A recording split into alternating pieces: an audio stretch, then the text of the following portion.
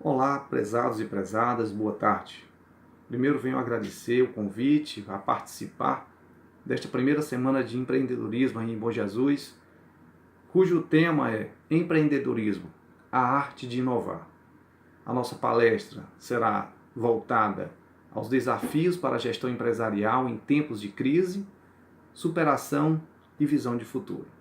Sou José Carlos Raulino Lopes, mais conhecido como Professor Raulino, aqui do Instituto Federal de Educação, Ciência e Tecnologia, do campus Teresina Central. Bem, ao iniciarmos um tema tão atual e ao mesmo tempo que gera tanta insatisfação, que gera tanta insegurança, comecemos com algumas reflexões. A primeira: quais são as crises que vivenciamos na nossa vida? Essa é a primeira grande pergunta. Todo mundo vivencia crises. Quem não está vivenciando hoje, mas vai vivenciar. Não é porque eu queira, de alguma forma, que desejar o mal a alguém, mas todos nós passamos por momentos de crise. E temos mais uma também. Como vencemos as nossas crises? Aí é que vem um grande desafio. Vencer estas crises. Como nós vamos atacar? Como nós vamos realmente vivenciar aquele momento que é comum a todos nós? Toda crise, não importa a sua natureza, quase sempre ela é mais humana que material. Então, portanto, ela é mais psicológica. Lógico, quando nós estamos bem, parece que tudo dá certo. Por que isso? Porque, na verdade, nós estamos com o espírito mais aberto. Nós estamos vivenciando aquele momento de calmaria que nos traz também uma certa segurança. E a gente acaba até usando um pouco mais. Hoje nós temos algumas mudanças em curso. E, lógico, nós temos uma tempestade perfeita. Vamos lançar algumas crises que nós temos hoje. Temos uma crise econômica. Isso aí preocupa, principalmente os presentes aqui que são empresários. Existe uma crise política. As eleições estão chegando e certamente a maioria de nós ainda está indecisa em quem votar. Quem realmente vai merecer o meu voto? Quem vai me representar? E temos uma crise ética em todos os setores.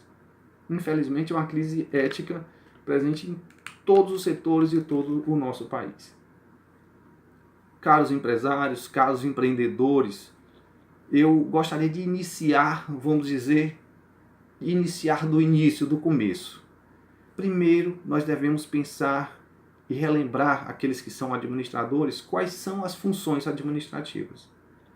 A primeira função administrativa, a função mais básica de todas, é o planejamento. E o planejamento não é algo feito amanhã. O planejamento é hoje. É dar um direcionamento daquilo que você quer para o seu futuro. Onde quero chegar. E quando digo onde quero chegar, não é só, eu quero chegar aqui. Eu quero chegar em determinado local, em determinado tempo. Mas para isso eu preciso de uma metodologia. Como vou chegar lá? Imaginemos aqui que vocês querem chegar, aonde vocês querem chegar amanhã. Aí eu quero ter R$1 milhão. Como conseguirá R$1 milhão? Então eu tenho que definir os caminhos. E os caminhos são vários. Infelizmente, no momento onde nós estamos vivenciando uma crise, às vezes nós estamos tão absorvidos pelos problemas do dia a dia que a gente não tem tempo de pensar no futuro. E este é o grande problema. Quem não tem aquele momento de calma para pensar no futuro, acaba vivenciando de forma insatisfatória aquele presente. E acaba executando muito mais do que planejando. Vai executando algo que não foi planejado. E aí tem um risco muito maior de errar. O segundo passo, ou segunda função administrativa, então, primeiro, nós temos o quê? Planejamento. Segunda, a organização. E o que é organização? Organização é você pegar os recursos que você tem disponíveis e utilizar da melhor forma. Quais são esses recursos? nós temos recursos materiais. Aquilo que eu preciso para executar as minhas tarefas, para produzir.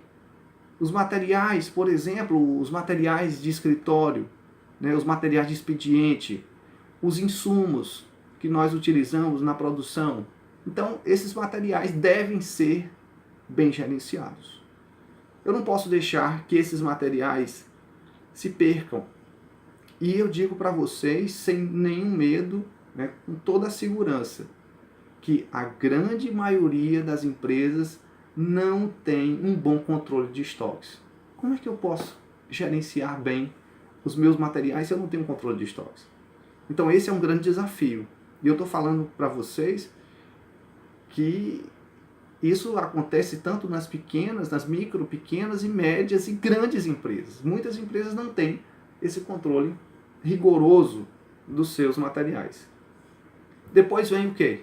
Os recursos, estamos falando aqui da organização, e falamos dos recursos. Recursos materiais, recursos patrimoniais.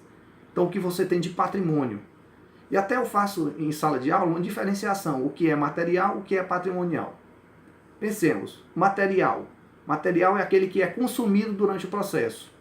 No ensino-aprendizagem, nós temos lápis, caneta, borracha, isso é consumido. O pincel do quadro branco é consumido.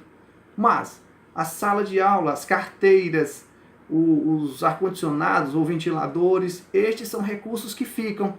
Então são recursos patrimoniais. São recursos, então, que são apenas utilizados e não consumidos. Então, voltando. Na organização, nós temos os nossos recursos. Que recursos? Falamos de materiais, patrimoniais, temos os recursos tecnológicos. Quais são os recursos tecnológicos? A tecnologia, o conhecimento, um software, tudo isso aí. E temos ainda mais recursos. Nós temos os recursos financeiros. Isso aí é fácil, todo mundo conhece e talvez seja o primeiro na lista de todo mundo. Dinheiro, eu preciso de dinheiro, eu preciso de recurso financeiro. E temos um que se torna o grande diferencial de qualquer organização, que são os recursos humanos, as pessoas. Será que as pessoas estão motivadas? Será que vocês estão motivados? Vocês estão realmente fazendo a parte de vocês? Hoje, no meu entendimento, o grande mal, o grande problema que nós temos em nosso país é a falta de comprometimento. Nós estamos nos dando o mínimo possível. É aquele mínimo só para garantir. E esse mínimo eu não digo só empresarialmente, não. O mínimo, infelizmente, até na família. O mínimo no teu dia a dia. Então vamos pensar, vamos repensar o que nós queremos para a nossa vida. É tão curtinha. Então vamos repensar. E comecemos essa mudança, então, em casa, no nosso dia a dia. Então estamos falando aqui das funções administrativas ou funções do administrador. Começamos, então, do planejamento. Planejar. Ter realmente essa ideia de onde quero chegar. Definir as minhas metas. E o que são as metas? As metas são os objetivos, tendo um tempo. Eu vou alcançar esse objetivo quando? E como também vou chegar a este objetivo, a conclusão, a chegar realmente a concluir este objetivo. E falamos então, planejamento, organização, que nós falamos dos 5 recursos básicos. Recursos patrimoniais, materiais, falamos dos recursos humanos, os recursos tecnológicos e os recursos financeiros. Primeira função administrativa, planejamento. Segunda, organização. A terceira, direção ou liderança. Há uma grande carência de líderes nas nossas empresas. Infelizmente, nós temos muitos chefes, mas não temos líderes. Não temos pessoas que realmente saibam tratar bem, tratar pessoas como pessoas, tratar as pessoas como parte, tratar estas pessoas como tomadores de decisões, tratar estas pessoas, as organizações, como seres humanos. Bem, se eu estou falando que está faltando líderes nas organizações, eu digo que talvez seja um sério problema. Porque, como falamos agora dos nossos recursos, né, na organização, né, dentro da organização dos recursos humanos, e que falei que são realmente o grande diferencial das organizações, então nós precisamos ter pessoas que realmente saibam direcionar estes recursos, que nós hoje chamamos de talentos, né, essas pessoas que estão fazendo parte das organizações. E a última função administrativa é o controle. Eu preciso controlar. Eu preciso dizer, nós temos um instrumento que está te avaliando, por exemplo. Por quê? Porque o ser humano é assim. Nós precisamos dar uma liberdade, mas nós temos que ter um instrumento que a gente o tempo inteiro esteja verificando, nem que seja à distância. É como a criança. O pai deixa a criança, não, vá, siga, mas ele fica de longe olhando se ele está fazendo corretamente. Libera a internet, mas fica olhando, opa, o que é que ele está acessando? Será que está acessando sites confiáveis? Então, é nesse direcionamento. Portanto, falamos nas funções administrativas ou funções do administrador. Me perdoe repetir mais uma vez, mas é porque eu sei que tem vários participantes que não são administradores. Então, as funções administrativas ou funções do administrador são planejamento, organização, direção e controle. Bem, falando então da importância dessas pessoas, eu relembro a vocês que o objetivo comum é que deve nortear uma organização, seja ela uma organização familiar, uma organização empresária. Pensar que a organização só pode ter sucesso se possuir uma missão, uma razão de ser. Qual é a nossa razão de ser? Qual é a razão de ser da nossa empresa? E essa missão, essa razão de ser, deve ser compartilhada entre seus membros. Um objetivo concreto e legítimo que induza as pessoas a darem o melhor de si na trajetória. Vamos pensar em uma família.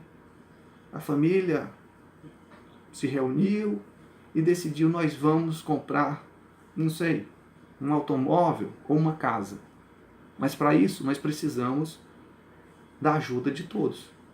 Nós precisamos da cooperação de todos e cada um deve fazer sua parte. Vamos diminuir, por exemplo, a conta de energia. Vamos diminuir a conta de água, os telefones, os desperdícios de alimentos, que eu tenho certeza que todo mundo acaba desperdiçando um pouco de alimento. Desperdiça as frutas que vai jogar fora porque ninguém consumiu.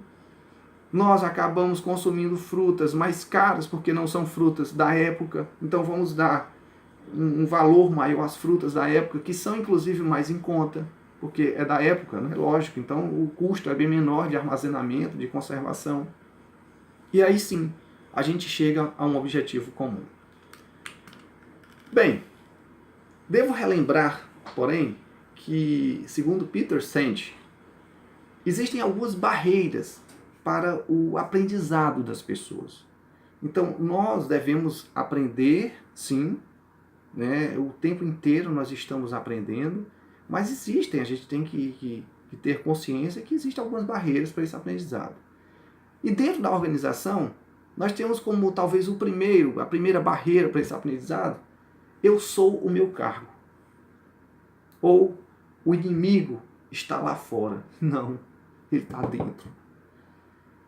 Nas consultorias que tive o prazer de realizar ao longo da vida, eu sempre chamava a atenção de que o primeiro trabalho era a organização interna.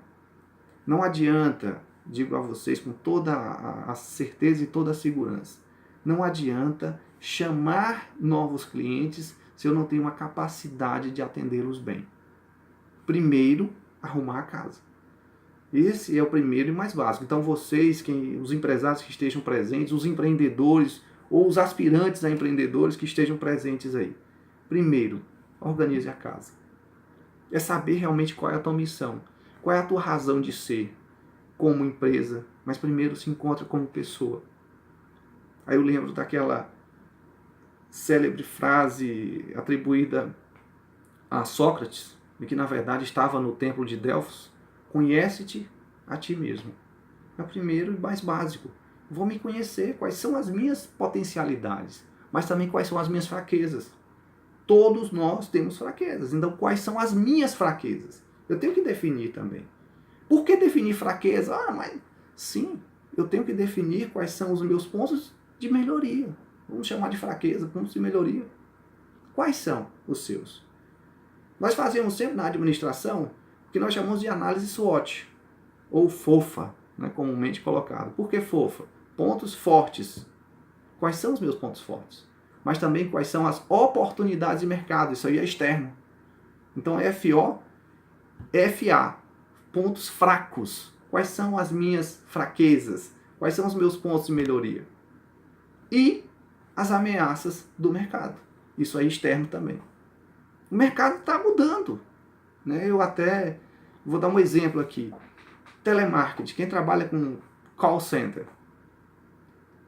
Vamos ter consciência, não é que eu esteja desejando mal para quem trabalha no call center, mas vamos ter a consciência de que é um trabalho que está ficando cada vez mais restrito. Restrito por quê? Está ficando restrito porque hoje a inteligência artificial está substituindo as pessoas nesse atendimento. Quantos de vocês já ligaram para as operadoras, seja de telefone, seja de cartões, e é atendido por um atendente virtual? Então esse atendente virtual é quem vai fazer esse pré-atendimento todo. Só em último do último caso é que transfere a sua ligação para um atendente, né, uma pessoa, na verdade. Então esse atendente virtual hoje está substituindo. Então é uma tendência de mercado. A tecnologia vai substituir o homem, o ser humano, o homem e mulher, em vários postos de trabalho. Porém, outros novos postos vão ser criados e novas oportunidades, inclusive de negócio. Voltando então às barreiras do aprendizado, falamos que eu sou o meu cargo, o inimigo está lá fora que não está. A ilusão de assumir o comando. A fixação em eventos específicos. Né? Então, são vários. O mito da equipe administrativa, o medo do insucesso, né? A ilusão de aprender por experiência. Eu tenho que estudar. E aí eu pergunto a vocês, quantos livros vocês leram nos últimos 12 meses? Eu sempre faço isso aí essa pergunta para os meus alunos. Quantos livros vocês leram nos últimos 12 meses? E aí? 12, pelo menos, né? Vamos pensar só um por mês. 12 livros. Será que nós estamos acima ou abaixo deste número? Eu não estou aqui para condenar ninguém, mas comecem a pensar. Que conhecimento é esse que eu estou agregando se eu não estou lendo? Repensem. Repensem. Quem sou eu para julgar ninguém? Cada um é que sabe realmente onde você quer chegar. Agora, é necessário sim ler, é necessário estudar. Agora, gostaria de lembrar vocês que nós temos que criar também um ambiente propício, né, a esse aprendizado. E esse ambiente propício ao aprendizado, ele deve ter o quê? Estímulo à cooperação, através da redução de barreiras, como símbolos de poder e status, e de mecanismos também formais de controle.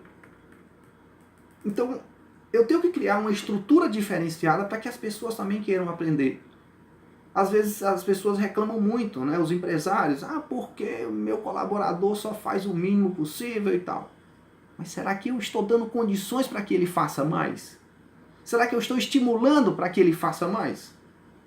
De repente, não. E aí vem um grande problema. Outro também. Estabelecimento de visões compartilhadas e de grandes desafios. Mas não é colocar um desafio inalcançável. Espera aí, vamos chegar, tem que ter um bom senso. As metas, elas devem ser atingíveis. Mas elas devem ser atingíveis, lógico, com um certo esforço, não demais no primeiro momento. Porque senão desmotiva, ele não consegue a primeira vez. Se ele não consegue a primeira vez, o que é que vai acontecer? Ele vai desistir. E ele não vai mais ter fé que aquilo possa acontecer. Depois nós devemos lembrar que o estímulo também há diferentes perspectivas de interpretação de realidade. A criança, ela tem capacidade de extravasar, a criança tem uma capacidade de criar algo que o adulto de repente não tem. A gente vai já falar um pouquinho mais sobre isso, mas é o que na verdade nós vamos perdendo essa sensibilidade e vamos deixando de ser criativos ao longo da nossa vida.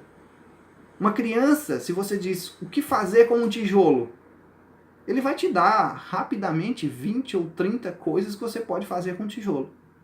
E nós, adultos, o que nós conseguimos fazer com um tijolo? Talvez a maioria comece a bater cabeça aí e vai dizer um muro, uma casa, uma parede, e vai ficar circulando em torno disso aí. A criança não. Ela vai dizer, pode fazer uma escada para me subir, para pular um muro? Eu posso fazer um peso de porta? E ele vai dizendo várias possibilidades que ele tem para o uso de um tijolo. Então vamos repensar. Devemos então buscar ser mais criativos. Outra, a existência de oportunidades para o autodesenvolvimento. Nós devemos criar essa a nossa estrada, esse nosso caminho, essa nossa trilha. Somos nós que devemos dizer onde nós queremos chegar e a partir de então eu vou direcionar todo esse meu trabalho, toda a minha força, onde eu quero chegar. O estímulo à ação e experimentação. Então, nas organizações, se você não tiver também essa possibilidade de fazer com que as pessoas experimentem, e lembrando que na experiência, às vezes, eu erro. Então, eu posso errar. Na indústria, pensar em fazer uma coisa diferente, vai dar certo? Pode dar certo. Aí vem toda uma preparação para que realmente você tenha uma possibilidade de sucesso aumentada. Então tem que ter todo um planejamento. Aí volta de novo na primeira função administrativa. Planejamento. Temos também o compromisso com a verdade e a ética. Se nós não tivermos isso aí, pode ter certeza que, infelizmente, nós não vamos criar realmente essas condições para um ambiente propício à aprendizagem. Então tem que ter verdade, tem que ter ética. Eu tenho que tratar as pessoas com verdade, sem mentiras, sem esconder. Mas nós estamos vivendo numa sociedade que, infelizmente, grande parte só trata, né, com aquele segredo, com aquele, não, isso não pode, não, verdades. Eu tenho que falar a realidade. O meu colaborador só vai participar se ele tiver esse ambiente propício realmente. Se não tiver, ele não vai participar. Ok? E aí vamos pensar como será, então, essa sociedade do futuro. Ela vai depender de cada um de nós. Somos nós que fazemos parte dela, que estamos construindo esse futuro. Somos nós, né? Seja como for, ou com a minha ação, ou com a minha omissão. Então, o que eu quero para o futuro? E o grande desafio que nós todos buscamos, e em especial aqueles que são empreendedores, ser competitivo. E aí vem ser competitivo em tempos de crise. Então, superação é uma das marcas lá do nosso tema. Superação em tempo de crise. Então, eu tenho que ser competitivo. E o que é, na verdade, competitividade? Segundo Porter, é a habilidade ou talento resultantes de conhecimentos adquiridos, capazes de criar e sustentar um desenvolvimento ou um desempenho superior ao desenvolvido pela concorrência. Este é o conceito de competitividade segundo Porter. Será que nós temos esse conhecimento? Será que nós estamos estudando? Não importa qual seja a tua atividade, você tem que estudar. Ah, eu vou montar, sei lá, hipoteticamente um carrinho de espetinho. Sim, mas você vai montar igual aos outros. Você estudou a concorrência para saber quem é que tem esse espetinho? O que é que ele vende? Qual o tipo de carne? Por que ele é bom? Por que ele é ruim? Eu vou investigar então essa concorrência. Aí eu vou me analisar. O que eu tenho de diferencial? Eu vou fazer o mesmo produto do outro? Não vou buscar nada de diferente? Por que o cliente então vai me escolher? Não, eu tenho que buscar então um diferencial. E é isso que eu sempre digo aos empresários. Qual o teu diferencial? Em que você é único. Porque se você é único, você gera referência. E com a referência, tudo fica mais fácil. Eu tenho certeza que vocês têm uma sapataria de preferência. Uma loja onde vocês compram as roupas de preferência. Tem um restaurante de preferência. Por quê? Aí eu pergunto a vocês, por que essa preferência? Portanto, gerem esse diferencial competitivo. O que vocês realmente fazem para serem diferentes? Aí tem até uma colocação que eu sempre gosto de fazer, que o problema é que, hoje em dia, existe um excesso de empresas semelhantes ou similares,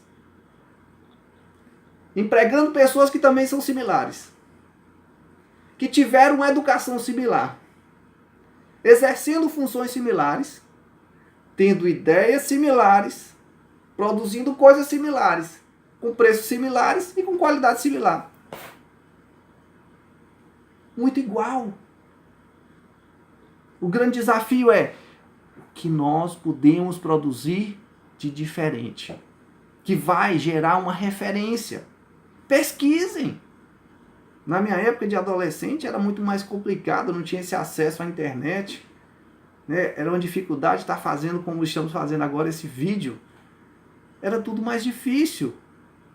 Hoje não. Vá na internet e pesquise o que você pode, o máximo dentro daquele segmento que você está atuando ou que você queira atuar. Veja o que é inovação lá dentro. O que você pode fazer de diferente que vai te dar esse diferencial de mercado? O que é que vai te dar essa possibilidade de dizer, eu sou único nisso que eu faço? O quê? O que vai dar esse diferencial? Então é esse direcionamento que a gente realmente tem que fazer. E aí lembrar que a solução, então, é destacar. É ser diferente. Para ser competitivo tem que ser diferente, tem que buscar uma coisa que ninguém tenha. E gerar essa referência. Eu sempre gosto de falar que em época de crise, porque nós estamos falando tanto em crise. Em época de crise, crie. Criar. Buscar o novo, buscar o diferente. E de repente esse diferente não é algo que seja inédito no mundo, não. Mas é algo que seja inédito aí, na região de vocês. Que seja inédito em Bom Jesus. De repente já tem, sei lá, em Floriano, já tem em Teresina, já tem em São Paulo, tem no Rio de Janeiro, sim, mas não tem em Bom Jesus. E vai ser a grande novidade. Fazer tudo de forma similar não vai te trazer esse diferencial competitivo. Portanto, criar. E o que é essa criatividade? É pensar coisas novas. Pense em coisa nova. Pense em fazer diferente. A forma diferente de vender, por exemplo. Por que não? Agora, continue fazendo o que todo mundo faz, que você vai ser o similar. Então não vai ter um diferencial competitivo. Agora, lógico, eu falo em criatividade, mas eu tenho que entender que é um grande problema, porque nós temos na contramão que a criatividade, como falei agora há pouco, ela vai decrescendo com o passar do tempo. Então, existe até uma pesquisa, né, a idade, a comparação idade e criatividade. Crianças de até 5 anos são muito mais criativas. Então, segundo o estudo, 98% das crianças até 5 anos são muito criativas. 98% das crianças até 5 anos, são muito criativas. E isso vai decrescendo com a idade. Então, com mais de 25 anos, apenas 2% da população é muito criativa. Talvez seja aí a faixa etária, né? Perto de 20, acima de 20 anos, grande parte dos participantes. E aí? Nós diminuímos essa criatividade. Aí sim, é um trabalho realmente interno de repensar e de buscar ser mais criativo. Mas o problema, por que vai decrescendo? somos nós. A culpa é nossa, são os pais, tios, os familiares, a escola, que faz com que as crianças sejam menos criativas. Como assim? A criança está correndo, menino, você vai cair. Menino, cuidado com isso. Menino, isso, você vai se cortar. Menino, você... Então, é um excesso de zelo nosso, mas que gera o quê? Gera uma diminuição dessa criatividade. Por que gera a diminuição da criatividade? Porque a criança vai deixando de pensar, vai deixando de ousar, vai deixando de testar. É um medo nosso, é uma segurança, é, como falei, um excesso de zelo, mas que vai diminuindo essa criatividade das crianças. Então, lembrar que criatividade é pensar coisas novas. Mas o grande desafio é fazer coisas novas e que tenham valor financeiro. Isso é inovação. Inovação não é só criar coisas novas. Criar coisas novas é criatividade. Invenção é criar algo sem a pretensão de valor financeiro. Mas nós que queremos um desenvolvimento empresarial também, empreendedorismo, então nós precisamos fazer coisas valiosas. O grande desafio, portanto, como falei, inovar. E só para uma questão conceitual, porque existe o Manual de Oslo, que é uma referência que nós temos hoje em inovação. E segundo o Manual de Oslo, nós temos 5 tipos básicos de inovação. Mas antes eu gostaria de falar para vocês só o seguinte, que quando eu tenho só ideias, eu sou criativo. E é o primeiro passo de tudo. Geração de ideias. Tenho muitas ideias, sou criativo. Tenho ideias e tenho ação, isso aí é invenção, porque não necessariamente vai ter um valor financeiro. Quando eu tenho ideia, tenho ação e tenho resultado financeiro, aí sim eu tenho inovação. Então, como falamos, se quiserem pesquisar mais, tem o Manual de Oslo, que é a referência mundial em termos de inovação, dos 5 tipos de inovação. Mas tem outros autores, como John Besant, Christopher Freeman também. Nós temos o John Besant, falamos. Temos o Fernando Trias de Bes, que fez um livro muito bom com o Philip Kotler sobre inovação, e inclusive o título é bem sugestivo, A Bíblia da Inovação, e tantos outros autores que tem nessa área aí. Então é interessante que a gente pesquise um pouquinho mais. Inovação, portanto, que é esse desafio que nós, inclusive, é o tema básico da Semana de Empreendedorismo de vocês. Inovação é a transformação de uma ideia em um produto, serviço ou processo novo ou significativamente melhorado para atender às expectativas da própria organização, do mercado e do mundo. Portanto, as inovações elas podem ser inovações